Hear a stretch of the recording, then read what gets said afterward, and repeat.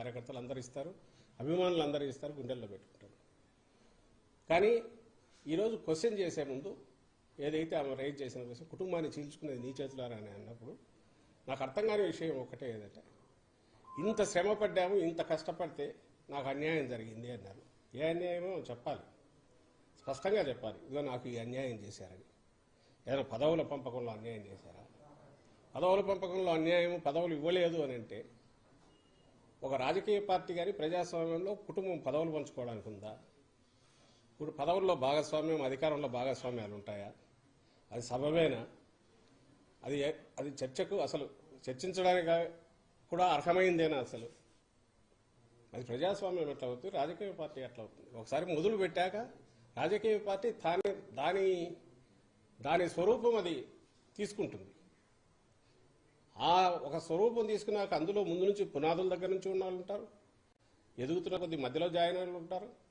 ఆ ప్రవాహం ఎంత అప్రతిహతంగా ముందుకు పోతుందో, ఎంత బలంగా కొత్త ఆలోచనలను కూడా తీసుకోగలుగుతుందో, అభివృద్ధి కాగలుగుతుందో అంతకాలం అది మనగలుగుతుంది, నిలబడుతుంది. లేకపోతే చరిత్ర కాలగర్భంలో కలిసిపోతుంది. ఉదాహరణకు ఆమె పార్టీని వైఎస్ఆర్ తెలంగాణ పార్టీ అని పెట్టారు.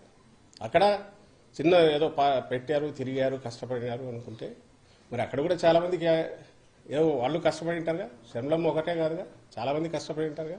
మరి వాళ్ళ భవిష్యత్తు గురించి ఏం ఆలోచించారు? వాళ్ళకు ఏం న్యాయం చేశారు? ఏ రాజకీయ పార్టీలోనూ అది కుదురుతుందా? లేదా పదవి కోసం ఆమె ఆ రోజు తన అన్న కోసం నిలబడి చేశారా? దానికి ఏమన్నా అది దాని గురించి స్పెసిఫిక్గా ఆమె ఏదైనా చెప్పగలిగితే దానికి ఎవరైనా ఆన్సర్ ఇవ్వచ్చు. అలా కాకుండా రెండో మాట అన్నారు, అన్యాయం జరిగినా సహించాము, కానీ తర్వాత వైఎస్ఆర్ గారి ఆలోచనలు వాటిని అమలు చేయలేదు. ఫస్ట్ దానికైతే ఖచ్చితంగా ఆన్సర్ ఇవ్వాలి. ఏం అన్యాయం చేశారు, ఏం అన్యాయం జరిగింది? ఆ రోజు అందరూ కష్టపడ్డారు. జగన్మోహన్ రెడ్డి గారు ఆ రోజు అడుగులు వేశారంటే ఆయన సొంత మాటల్లోనే లక్షలాది మంది కార్యకర్తలు కదిలారు, నాయకులు కదిలారు, త్యాగాలు చేశారు, ఇంక్లూడింగ్ హిమ్సెల్ఫ్ సఫరింగ్. ఆయన సఫర్ కాకపోతే అక్రమ కేసుల్లో 16 నెలలు జైల్లో పోవాల్సిన అవసరమే ఉంది అనుకో. కాంగ్రెస్ హైకమాండ్ ఆ రోజు వాళ్ళు డిక్టేట్ చేసిన దాని ప్రకారం ఊకొట్టి ఉంటే ఆయనకు వాళ్ళ మాటల్లోనే చెప్పారు, క్యాబినెట్లోకి తీసుకునే వాళ్ళము, తర్వాత ఫ్యూచర్లో సీఎం అయ్యేవాడు. ఏం ఆస్తులు లేకనా అనుకో, లేక బతకలేకనా?